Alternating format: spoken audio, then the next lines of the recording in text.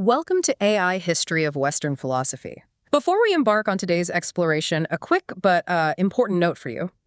AI-generated content, specifically this podcast, does confabulate, meaning it can sometimes present ideas as fact. And while our subject is philosophy, we ourselves are not philosophers.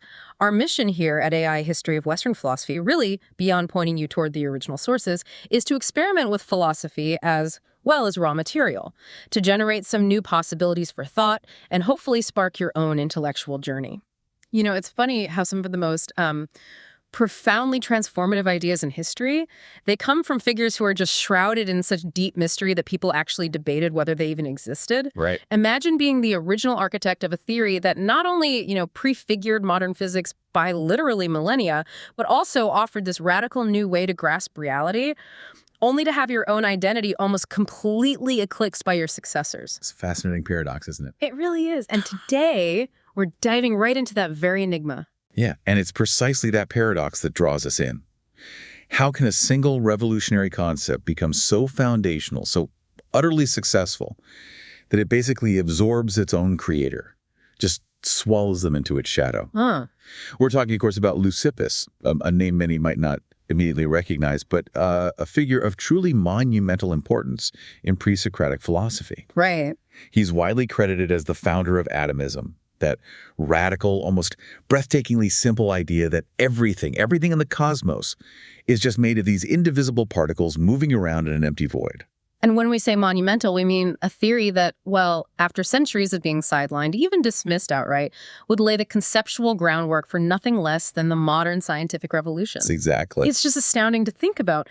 But, for someone so pivotal, someone whose ideas echoed through millennia, we know shockingly little about him. And that right there, that's the core of what scholars call the Leucippus Problem. So our mission today, then, is to try and pull back what scholars sometimes call the doxographical veil, that curtain woven from the historical accounts of later writers talking about earlier philosophers' opinion. Right, the layers of interpretation. Exactly. We want to try and reconstruct Leucippus's coherent and truly revolutionary philosophical system.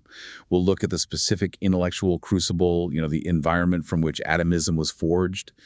We'll try to grasp its core principles, trace its profound influence, even while its originator remained this near-complete cipher. Okay. Ultimately, we hope to, restore Leucippus to his proper place as a thinker of the first rank, the true originator, really, of the atomic worldview. It's quite a challenge you've set for us there. I mean, how can someone be acknowledged as the architect of one of Western thought's most enduring, most influential physical theories, a system with such breathtaking scope and simplicity, yet face this profound historiographical challenge about whether they even existed? It almost sounds like, a historical conspiracy or something. It really is a unique conundrum in the history of philosophy.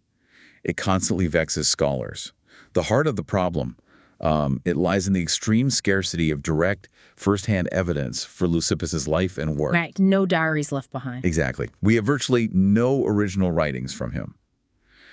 Our earliest and, frankly, our most reliable sources are Aristotle and his student Theophrastus. They were writing about a century after Leucippus. Okay, so there's already a gap. There's already a gap. Now, they consistently attest to his role as the founder of atomism. But even these crucial figures, they often discuss the theory by referring to Leucippus and Democritus almost as a single intellectual entity. And as time went on, into later antiquity, writers increasingly just credited the entire atomic system to Democritus alone. Leucippus got increasingly sidelined in the accounts. So his own student, Democritus, he became so famous, so prolific in elaborating the theory, that he essentially absorbed his master's identity in the historical record. It's like a philosophical black hole where all the light from the original star just gets pulled into the bigger one that came later. That's a really compelling analogy, actually. It captures the essence of the problem perfectly. This effacement of the founder was so thorough that by the Hellenistic period, a highly influential proponent of atomism himself, Epicurus. Who should have known better, maybe? You'd think. He appears to have outright denied Leucippus ever existed, just dismissed him, regarded him as a phantom, a mistaken attribution, maybe even a fabrication. Wow. And this isn't just some quirky biographical footnote. It presents a fundamental methodological obstacle for us today. To understand early atomism, we're forced into this painstaking, cautious, critical reconstruction from fragments, often indirect sources, sometimes contradictory testimonies. Leucippus's legacy is paradoxically defined by a theory that almost entirely consumed his personal identity, rather than preserving it. His significance lies so profoundly in the idea that the man himself became almost, well, irrelevant to the later tradition. What a peculiar fate for a groundbreaking thinker. It suggests that sometimes maybe the sheer power of an idea can eclipse its originator so completely they become almost an anonymous force in history. It does seem that way sometimes. So given this extreme scarcity, this historical absorption you've described, what few biographical scraps, what little fragments do we actually have about this invisible giant? How do we even start piecing together a portrait, however faint it might be? Well, it truly is an exercise in, historical archaeology. We generally place Leucippus flourishing in the first half of the 5th century BCE, so approximate dates might be around 480 to 420 BCE. Okay, so contemporary with some big names. Absolutely. This puts him right alongside some colossal figures of Greek classical thought, Socrates, the playwright Euripides, and other pluralist philosophers like Empedocles and Anaxagoras. Right, the ones trying to solve the Parmenides problem, too. Exactly. He was active during this period of really intense philosophical innovation, where thinkers were actively grappling with the legacy of the Milesian naturalists, those early Ionians, looking for natural explanations, and, crucially, the powerful logical challenges posed by the Eleatic school. And even his birthplace is debated. Diogenes Laertius, our ancient biographer, lists 3 possibilities: Elea, Abdera, or Miletus. Now, most people might think, oh, that's just confusing, unhelpful, but does that historical ambiguity actually tell us anything useful about him? Could it be more than just a mistake? It's a brilliant question, actually, and for scholars, these conflicting reports aren't just noise. They can be interpreted as a kind of conceptual map, a series of intellectual signposts, tracing his probable intellectual journey and illuminating the composite nature of his thought. Interesting. How so?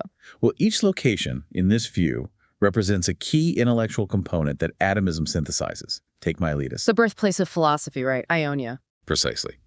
On the west coast of Asia Minor, the heart of the Ionian tradition, this school was all about empirical inquiry into physis, the fundamental nature of the world. And you see that heritage directly reflected in atomism's thoroughgoing materialism, its aim to provide naturalistic explanations. Okay, that makes sense. What about Elea, down in southern Italy, home of Parmenides and Zeno. Their philosophy was built on strict logical deduction, a radical rejection of sensory evidence. The logic guys. The logic guys, exactly. So the Eleatic connection signifies the intense logical crucible from which atomism emerged as a direct, ingenious response to their challenges. It shows Leucippus wasn't just doing physics, he was engaging with the most rigorous arguments of his day. And the third one, Abdera. And finally, Abdera, a prosperous city up in Thrace. This is where Leucippus and Democritus are thought to have ultimately founded the atomist school, where the theory really flourished and got systematically developed. So these aren't just random place names on a map, they're like intellectual coordinates. They suggest Leucippus was a truly synthetic thinker, someone who took these powerful, often competing strands, Ionian, empirical materialism, Eleatic, abstract logic, and somehow wove them together into something completely new. Precisely.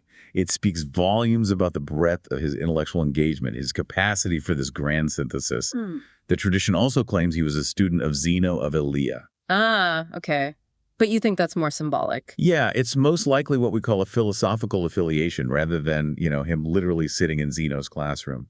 Atomism, as we'll see, is such a perfect counter-argument to Zeno's paradoxes about motion and divisibility. Right, the Achilles and the tortoise stuff. Exactly. It's so perfectly tailored that later doxographers, these historians of philosophy, probably created this lineage to neatly explain the clear dialectical relationship. Whether he actually studied with Zeno is unknowable, likely not literal, but that he engaged deeply, maybe even obsessively, with Zeno's arguments, that seems beyond doubt. You've mentioned this doxographical veil a few times now. Since so little of his own writing survived, that one sentence you mentioned, how do we know anything about him? We're essentially philosophical detectives piecing together clues from these secondhand accounts. Indeed. It's entirely reconstruction from secondhand reports. That single sentence is truly remarkable, given the theory's impact.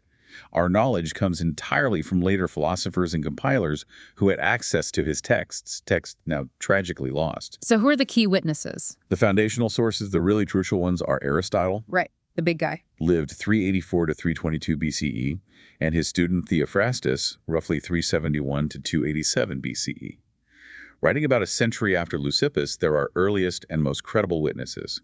Aristotle, in works like On Generation and Corruption and the Metaphysics, discusses atomism frequently. And he credits Leucippus. He consistently credits Leucippus with originating the theory, and he very astutely frames it as a response to Eleatic monism.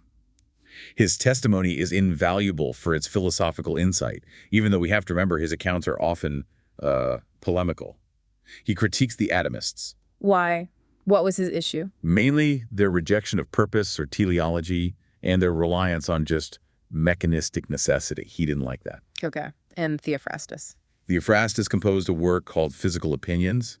He's reported to have given even more detailed accounts, and he's credited with attributing a specific work, the Great World System Megas Diakosmos, directly to Leucippus. But a lot of their work is lost too, right? Much of it, yes.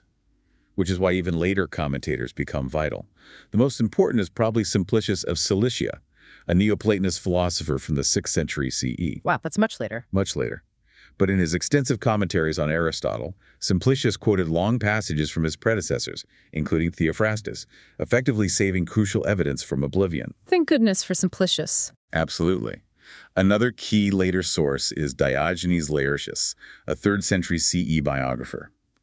His Lives of the Eminent Philosophers contains a concise but pretty comprehensive summary of Leucippian cosmology, likely drawn from that earlier doxographical tradition. But we have to be careful with these later guys. We do. We have to use them cautiously because they were often organizing and interpreting the material according to their own philosophical agendas, their own teaching goals, which could subtly reshape the original ideas. So we're building our understanding on layers upon layers, each interpretation potentially shifting the original meaning a bit. It just makes Leucippus's actual insights seem even more impressive, knowing how much historical static we have to filter out. It certainly adds to the challenge and the fascination. Okay, so to really appreciate just how revolutionary Leucippus was, why atomism wasn't just an idea, but maybe a necessary solution, we need to grasp the philosophical landscape he walked into, this philosophical earthquake you mentioned. It sounds like the Eleatic school, Parmenides, and Zeno really had everyone intellectually cornered. They absolutely did. To a degree that's maybe hard for us to fully appreciate today.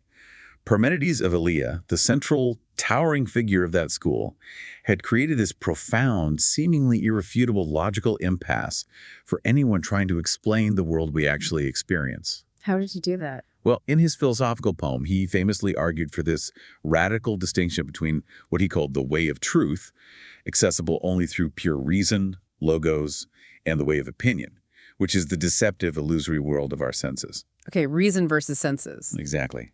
And for Parmenides, the way of truth revealed a truly startling conclusion, that what is reality itself must be a single, eternal, unchanging, indivisible, and completely motionless plenum, like a solid, undifferentiated block of being. Wow. Just one thing, no change, no movement. Precisely. And the corollary to this was crucial. What is not, or non-being, emptiness, void that's utterly unthinkable and unsayable? It cannot exist in any form. It's simply nothing. And you can't even conceive of nothing. So if that's the way of truth, then everything we see around us, all the change, all the motion, the multitude of different objects, things being born, things dying, that's all just an illusion. Part of the deceptive way of opinion. How could any philosopher trying to explain nature even begin to respond to that? It was an incredibly powerful claim, devastatingly effective. It made any attempt to rationally explain the physical world seem contradictory. And then his pupil, Zeno, the really brilliant one. Yeah, the paradox guy. He reinforced this with those ingenious paradoxes. You mentioned Achilles and the tortoise. There's the dichotomy paradox, too. Yeah. They were all designed to demonstrate the logical absurdities that arise if you accept common sense notions like plurality, that there are many things in motion, especially if you assume infinite divisibility. Right, like the runner who has to cover half the distance, then half the remainder forever. Exactly. If you have to complete an infinite number of tasks, how can you ever get from point A to point B in a finite time? Zeno showed that motion, based on common assumptions, was logically impossible, or at least deeply paradoxical. So, Parmenides and Zeno, through these really strong logical arguments and clever paradoxes, basically built this logical fortress that made the entire physical world we experience, the world of change and movement, seem utterly unintelligible. contradictory to reason itself. It sounds like a complete philosophical dead end. That's precisely the intellectual impasse. That was the critical challenge, the fundamental problem for the next generation of philosophers, the ones often called the pluralists, like Empedocles, Anaxagoras, and of course Leucippus. Okay. Their task was to somehow save the phenomena, to find a way to account for the world of change and motion that our senses undeniably report, while still respecting that powerful, seemingly irrefutable Eleatic logic. They couldn't just ignore Parmenides. They had to engage with him, find a way around him without just dismissing him. Right. And Leucippus's atomic theory was his ingenious, radical response to this profound intellectual impasse. It offered a completely new paradigm for understanding reality. What an incredible intellectual tightrope act he had to perform. Acknowledge the logic of Parmenides, but still validate the reality our senses tell us about. It required real philosophical creativity. So Leucippus didn't try to refute Parmenides' logic head-on, which, given how strong it was, sounds like it would have been incredibly difficult, maybe impossible. Instead, it sounds like he sort of reconceived its very terms, gave them a new meaning or application. How did he manage that philosophical jujitsu, basically turning Parmenides' own arguments against him? He did exactly that. It was a true stroke of philosophical genius. He built this physical system on two fundamental principles that, in a single move, both incorporated key elements of the Eleatic worldview and profoundly transcended it. And what's crucial here is that it was the first system in Western history to try and explain all the qualitative diversity in the world, all the different colors, tastes, textures, through purely quantitative, geometric, and kinematic foundations. So reducing qualities to quantity. Precisely. A monumental shift. It laid the very groundwork for scientific materialism. Okay, so what were these two principles? At the core is this radical dualism. Reality consists of the full topos, which he identified with an infinite number of atoms, and the empty kind, which he identified with the void. Ah, the void again. Yes. And this immediately confronts Parmenides' single monolithic reality, which allowed for no division, no empty space whatsoever. And the most audacious part, the real philosophical daring, seems to be granting actual existence ontological status to what is not, to the void. That seems like a direct challenge to Parmenides' most basic premise that what is not cannot be. How did he justify that? It is absolutely the most revolutionary aspect, the philosophical gambit that truly sets atomism apart. Leucippus is reported to have claimed, and this is just astonishing for its time, that what is no more than what is not, because the void is no less than body is. Wow. So emptiness is just as real as fullness. In a fundamental sense, yes. He elevates what is not, the void, the empty to, an equal claim to existence as what is. For Parmenides, what is not was the definition of unreal, unthinkable. But for Leucippus, it's not just an absence, it's a positive active principle. How so? It's an infinite expanse, a boundless space that is absolutely necessary because it's the very condition that makes plurality, the existence of many distinct things in motion, possible. As Aristotle later saw, Leucippus argued that atoms and void are two opposites, but they exist alongside one another as the fundamental co-equal constituents of reality. Without the void, there's no place for atoms to move into. Right. And Leucippus, looking at the world, insisted motion is undeniable, therefore the void must exist. So what exactly are these atoms, these uncuttable particles that fill this newly legitimized void? How did he conceive of them? Well, the Greek term atomon literally means uncuttable or indivisible, and that name perfectly captures their central property. Indivisible. First, they are physically indivisible. Why? Because they are perfectly solid and compact, containing no void within them. The atomist's logic was elegant. Division is only possible where there's some empty space to separate one part from another. Makes sense. Since an atom is a perfect plenum entirely full of matter, it cannot be cut. This physical indivisibility is crucial. It provides a firm bottom limit for matter, preventing it from dissolving into nothingness through infinite division. That directly answers one of Zeno's challenges. Okay, so it stops the infinite regress. What else? Second, each individual atom is, in itself, basically a Parmenidean one. Ah, okay. Like a mini version of Parmenides' reality. Exactly. It possesses the core properties of Parmenidean being. It's eternal, ungenerated, and indestructible. All the apparent generation and destruction we see in the world, things coming into being and passing away, it's not true creation or annihilation. It's merely the aggregation and dispersal of these permanent, indestructible atomic constituents. Change is ultimately just rearrangement. Right, shuffling the building blocks. Precisely. Third, while all atoms are qualitatively homogeneous, they're all made of the same fundamental stuff. They're quantitatively diverse. Leucippus said there are an infinite number of atoms with an infinite variety of shapes, which he called schema or rhythmos, and different sizes. So different shapes and sizes, but all the same basic material. Correct. And the enormous differences we see between macroscopic objects are explained entirely by the differences in their constituent atoms and, crucially, how those atoms are combined. Aristotle reports they explained everything by differences in the atom shape, their arrangement, taxes, and their position. Thesis. Shape, arrangement, position. Got it. And this last point is profoundly important for science later on. Leucippus strips the ultimate constituents of reality, the atoms, of all the sensory qualities we perceive. They have no inherent color, taste, smell, temperature. Wow. None at all. None. He reduces them to purely geometric and structural properties. This is a huge contrast with someone like Empedocles, whose four elements were defined by qualities like hot, cold, wet, dry, or Anaxagoras, who thought every quality existed in everything. For Leucippus, our rich qualitative world is an emergent phenomenon, a secondary effect produced entirely by the interactions of a fundamentally qualityless, purely quantitative reality. So the world we perceive with all its vivid qualities, it's like a grand illusion, entirely built from fundamentally blank geometrical Lego bricks. That's a truly revolutionary shift in thinking about what reality even is. It absolutely is a radical break. Okay, so we have an infinite number of these indivisible atoms all bouncing around in an infinite void. But how do they actually create a world, a cosmos? Is there some divine hand pushing them, or a cosmic force guiding them like other philosophers thought? Not at all. And this is where Leucippus's cosmology gets really revolutionary. A key feature is its absolute rejection of any external ordering intelligence or purpose.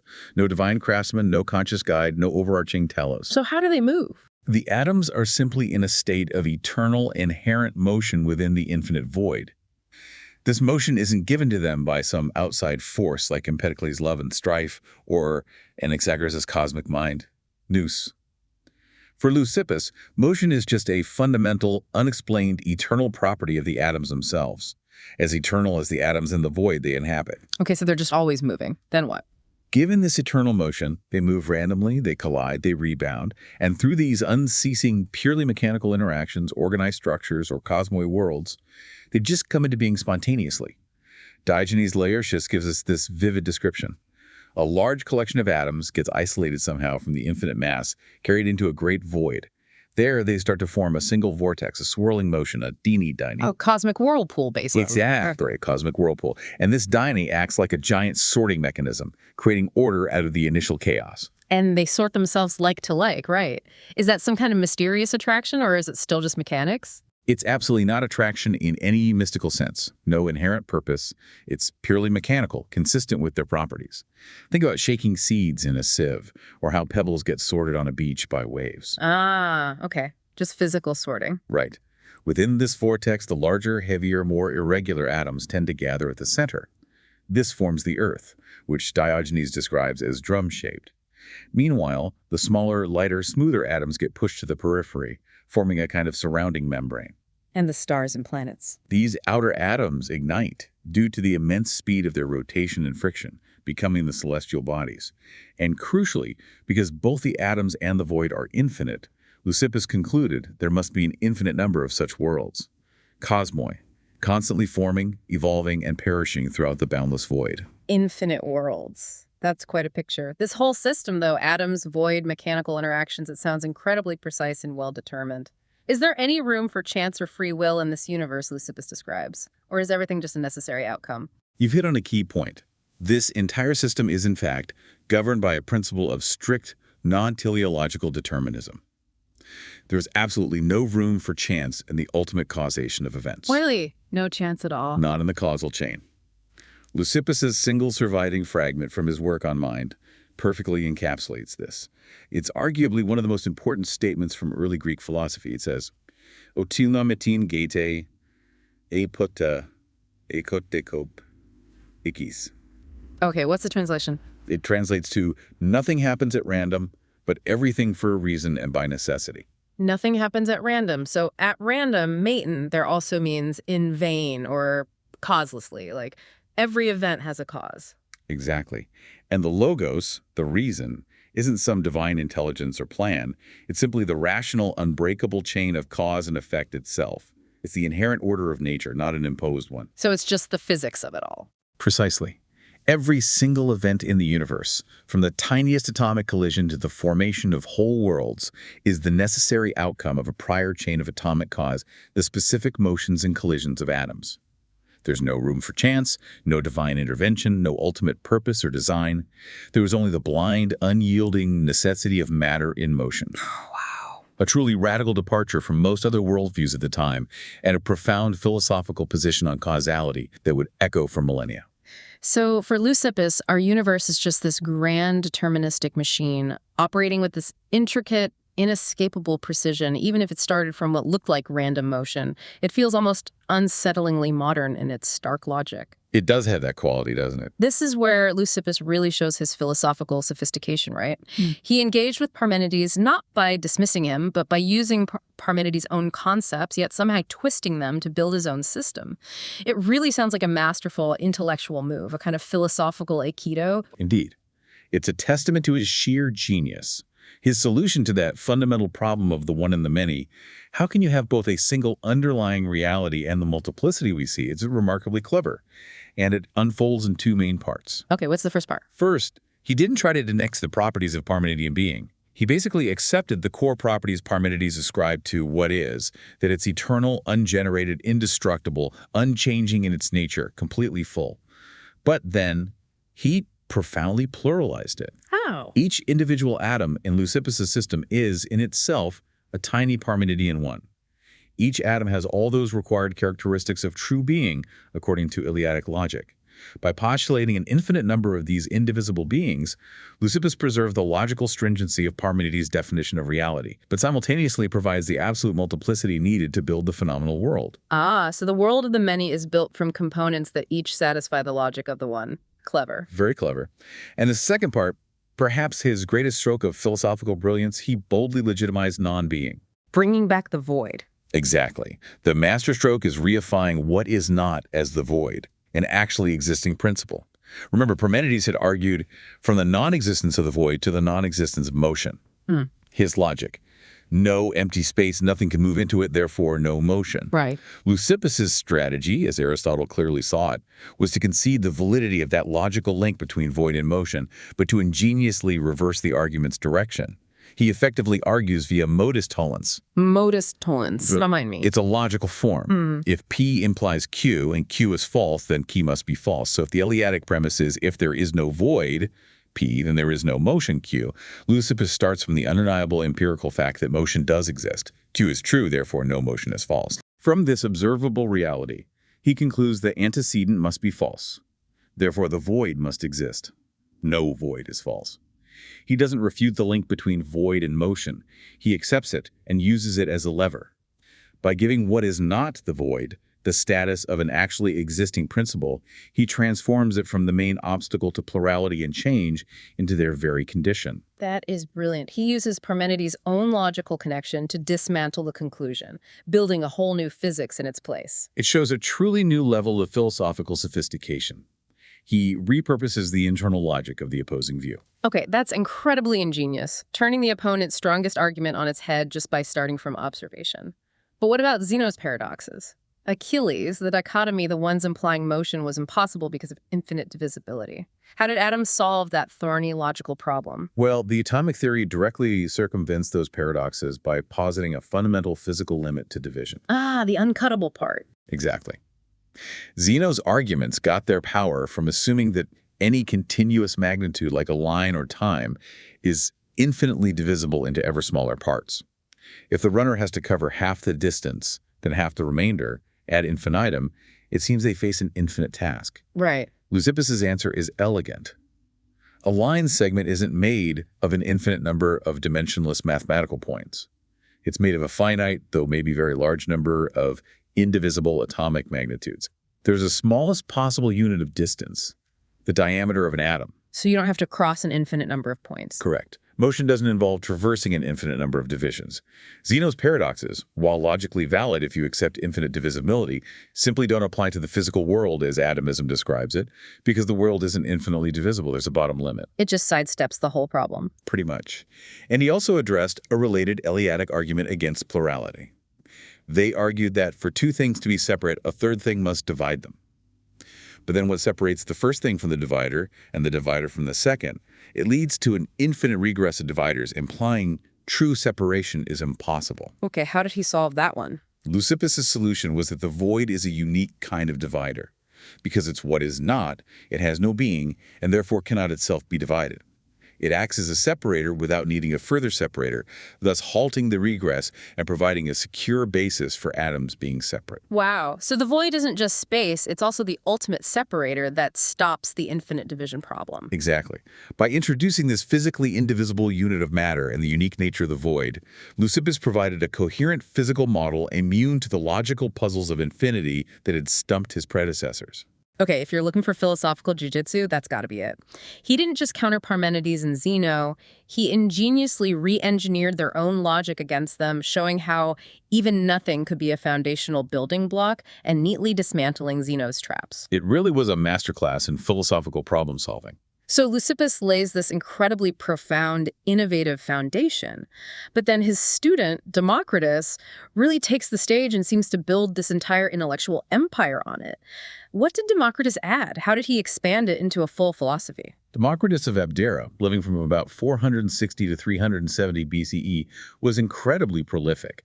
It was really through his efforts that atomism got elaborated and systematized into a truly comprehensive philosophy. He applied the framework to a huge range of subjects: physics, ethics, math, cosmology, even music. He aimed to explain pretty much every aspect of the natural world and human experience using atoms and void. So he fleshed it all out. Massively. And it's largely through reports of his doctrines that we know the rich details of the atomist system today. Which, of course, makes it so hard to distinguish his specific contributions from Leucippus's initial insights. Right, the Leucippus Problem again. He's particularly known for his theory of perception, isn't he? That sounds like a fascinating practical application of atomism. Yes, that's one of his most significant and influential contributions. Democritus proposed that vision, for example, is caused by eidola. Eidola, what are those? Think of them as thin films or images made of atoms, emitted like invisible copies from the surfaces of objects. These eidola then travel through the void, enter the eye, and impress their shape upon the soul atoms within us. That interaction creates this sensation of sight. Wow, like tiny atomic photographs flying through the air. Kinda, yeah. And this mechanistic explanation led directly to his famous, really influential distinction between primary and secondary qualities, a concept that would pop up again in early modern philosophy and shape science for centuries. Primary and secondary qualities. What's the difference? Well, he famously stated, this quote is preserved by Galen. By convention sweet, by convention bitter, by convention hot, by convention cold, by convention color. But in reality, atoms and void. By convention sweet, but in reality, atoms and void. That's a powerful statement about subjective experience. It suggests qualities like color or taste aren't in the objects themselves. Exactly. They're our own interpretive biological response to atomic interactions. It's one of the first clear statements in Western thought that many sensory qualities are subjective affections of the perceiver, produced by the interaction of the object's atoms, shape, size, arrangement, with our sense organs. So the apple isn't inherently red. Not according to Democritus. The atoms making up the apple have certain shapes and arrangements that cause us to perceive red when the eidola hit our eyes and interact with our soul atoms. He even offered specific atomic explanations. Sweet tastes from large, smooth, rounded atoms, bitter or sour from small, sharp, jagged ones hitting the tongue. Fascinating. Did he apply this to biology too? He did. He extended atomism to biology and psychology, explaining the soul, psyche, as physical, composed of the finest, smoothest, most spherical, most mobile atoms, similar to fire or heat atoms. Soul atoms. Yes, these were distributed throughout the body, and their constant motion imparted life and movement. Respiration was crucial because it replenished these soul atoms that were constantly being lost to the environment. Death occurred when the body couldn't take in enough new soul atoms to offset the loss. So even life and consciousness are just atomic processes? For Democritus, yes, a purely materialistic explanation. So this mechanistic worldview, so comprehensive in Democritus's hands, It then had quite a journey after him. Later philosophers picked it up. It certainly did. Atomism got revived and adapted during the Hellenistic period by Epicurus of Samos, who lived from 341 to 270 BCE. Epicurus made atomism the physical foundation for his ethical philosophy, which famously aimed for tranquility, ataraxia. Right, Epicureanism, peace of mind. Exactly. He adopted the core Leucippian Democritian framework, atoms and void, but he introduced several crucial modifications, probably in response to criticisms, particularly from Aristotle. What did he change?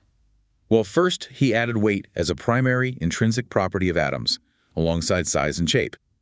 This provided a cause for their initial motion, a natural, constant downward fall through the infinite void. Okay, so gravity, basically. A kind of inherent downward tendency, yes.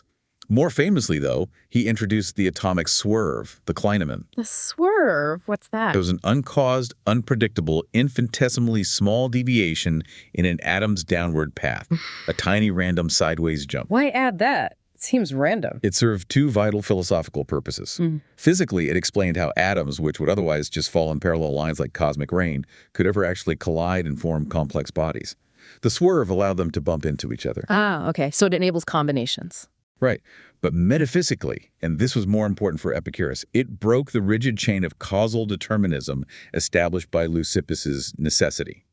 By introducing an element of indeterminacy at the micro level, the swerve created the possibility of free will at the macro level. Free will. Exactly. It allowed humans to be true agents of their actions, not just puppets of an unbreakable causal chain running back to the beginning of time. So it sounds like even the atomists themselves, or at least Epicurus, felt a philosophical pressure to tweak the pure mechanism, to introduce something, even something tiny and random, to account for human agency, for free will. The original stark determinism was just too challenging. Absolutely. The original uncompromising determinism of Leucippus and Democritus was profoundly challenging to human intuitions about freedom and moral responsibility. Epicurus's modifications weren't just technical fixes, they were philosophical adjustments to make the physics compatible with his ethics and psychology. And then came Lucretius, the Roman poet. Yes, Lucretius, who lived around 99 to 55 BCE, he immortalized Epicurean atomism in his magnificent epic poem, De Rerum Natura, on the nature of things. A poem about atoms. A beautiful, powerful poem about atoms, the void, the swerve, the soul, perception, the whole system. Lucretius's work is our most complete and detailed surviving account of any ancient atomist theory. He presents atomism not just as physics, but as a form of spiritual liberation. How so?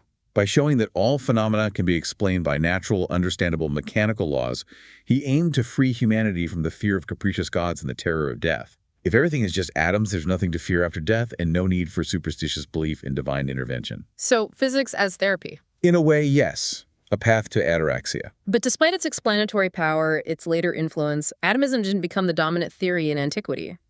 Aristotle was its big opponent, right? And his influence was so huge it sidelined atomism for centuries. He was indeed the great critic, and his intellectual authority ensured atomism's marginalization for almost 2 millennia in Western thought. Aristotle's objections were comprehensive, striking at the very foundations of the atomist worldview. His own teleological physics ultimately won the day for a long time. What were his main objections? Primarily 3 things. First, he explicitly rejected the existence of the void, famously argued that nature abhors a vacuum. Horror vacuity. He found the concept of empty space incoherent and unnecessary. He thought motion could be explained differently, like by reciprocal displacement in a continuous medium. Okay, no void. What else? Second, he argued for continuous, qualitatively defined matter. Directly opposing the atomist's discrete particles, Aristotle held matter was infinitely divisible in principle. He believed substances were mixtures of 4 fundamental elements: earth, air, fire, water, defined by their qualities. Hot, cold, wet, dry. A qualitative physics, not quantitative. Right, the 4 elements. That dominated for ages. It did. But his most profound critique was aimed at the atomist's purely mechanistic and non-teleological causality. Their rejection of purpose. Exactly. For Aristotle, a complete explanation needed all 4 causes, including the final cause, the telos, the purpose or end for which something exists. He saw nature as inherently purposeful. Things naturally strive towards their ends. He severely criticized Leucippus and Democritus for reducing everything to just material and efficient causes, the atoms and their necessary motions, completely eliminating purpose and design. He just couldn't accept that complexity could arise randomly. He found it absurd. That the intricate, orderly structures of biology, for instance, could arise from blind, random collisions without any inherent purpose guiding them. This teleological paradigm, seeing purpose in nature, would dominate pre-modern science for centuries, pushing atomism way out to the periphery. So the big battle between purpose and pure mechanism, design versus blind necessity, it was already raging millennia ago. And for a very, very long time, purpose won that argument. It certainly did, in terms of historical influence. So atomism goes quiet for ages, eclipsed by Aristotle. But then it gets revived in the Renaissance, and suddenly, with the rise of modern science, its ideas seem incredibly relevant again. But even then, Leucippus's very existence was still a hot debate in the 19th century. It just seems to underline his enduring, almost ghostly obscurity. It absolutely does. For much of the 19th century, a really vehement scholarly debate raged over whether Leucippus was even a real historical figure. Seriously, even in the 1800s? Oh yes, fueled by Epicurus's ancient denial and the fact that Democritus's fame had so completely overshadowed his masters, prominent scholars actually argued Leucippus might have been a literary fiction. Just a convenient name mistakenly attached to Democritus's early works. Wow. This controversy, which one scholar, Daniel Graham, notes became a real cause célèbre of 19th century classical scholarship, has now largely been settled. The firm, early, consistent testimony of Aristotle and Theophrastus, who are really in a position to know, is now almost universally accepted as decisive proof of his existence and his foundational role. So the question has shifted from if he existed to what precisely did he contribute that was distinct from Democritus. So even today, scholars are still trying to untangle those original threads, distinguish the master from the student. What are the main modern approaches to this persistent Leucippus problem? Well, there are generally two broad methodological stances that contemporary scholarship takes when facing this challenge. Okay. The first is what we might call the synthetic approach. It's most prominently associated with the work of C.C.W. Taylor. This approach basically holds that the surviving evidence is just insufficient to let us make any reliable, fine-grained distinctions between Leucippus's specific doctrines and Democritus's. Too hard to separate them. Exactly. Since Aristotle and Theophrastus often treat them as a unit, and later sources are even less discriminating, this view says it's more methodologically sound to treat early atomism as a single coherent system. It acknowledges Leucippus as the originator, Democritus as the chief developer, but avoids trying to pin specific tenets on one or the other. So it presents a unified picture. Right.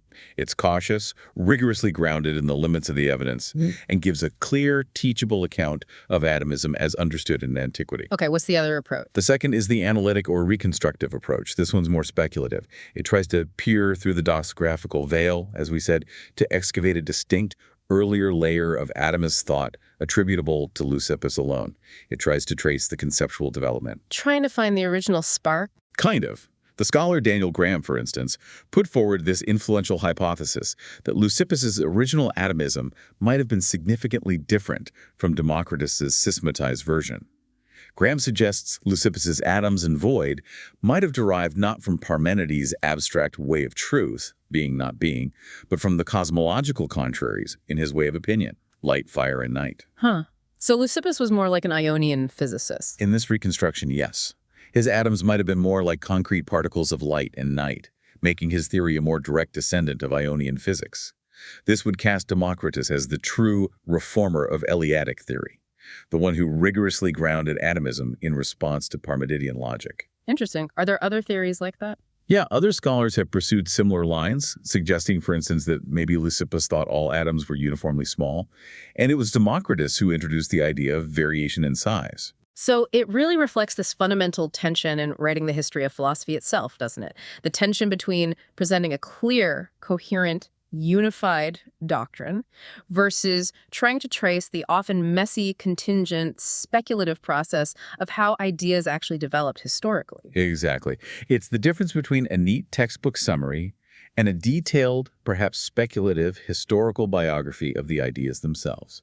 The case of Leucippus is maybe the most acute example of this tension.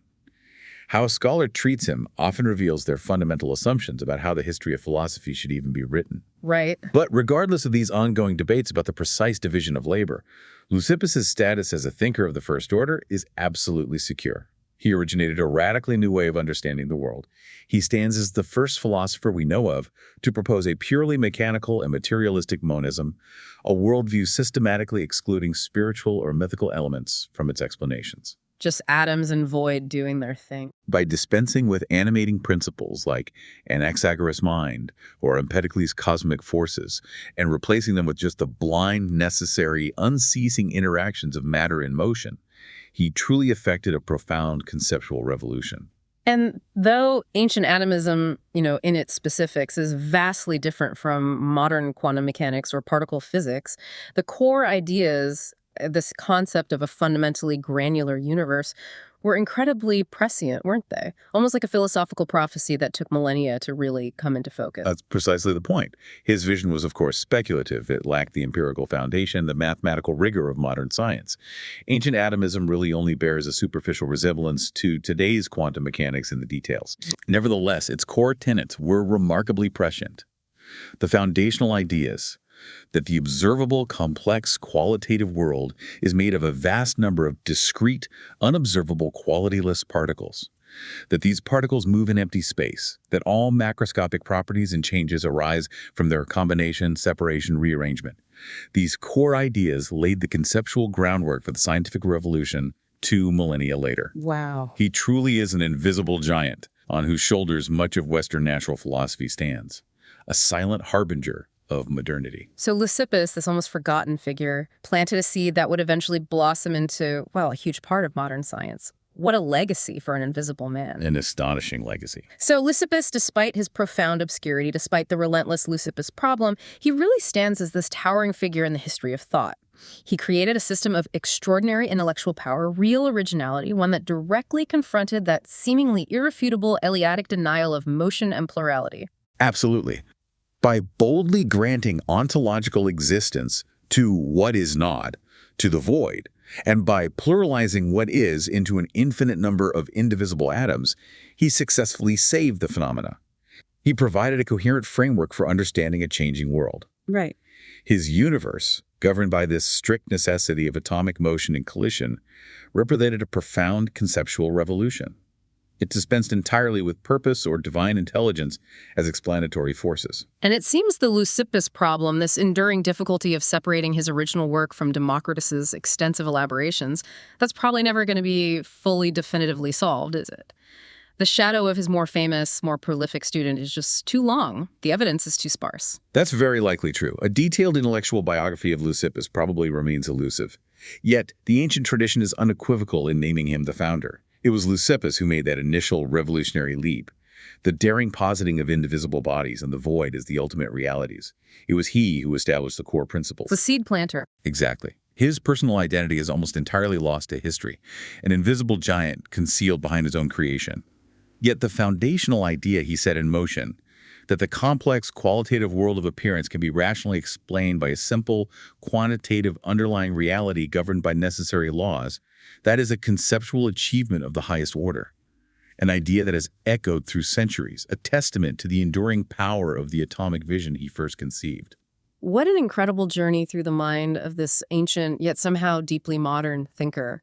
If this exploration from AI history of Western philosophy sparked your curiosity, we'd really encourage you to like, subscribe, maybe leave us a comment. Your engagement genuinely helps us continue to explore these fascinating and sometimes invisible ideas.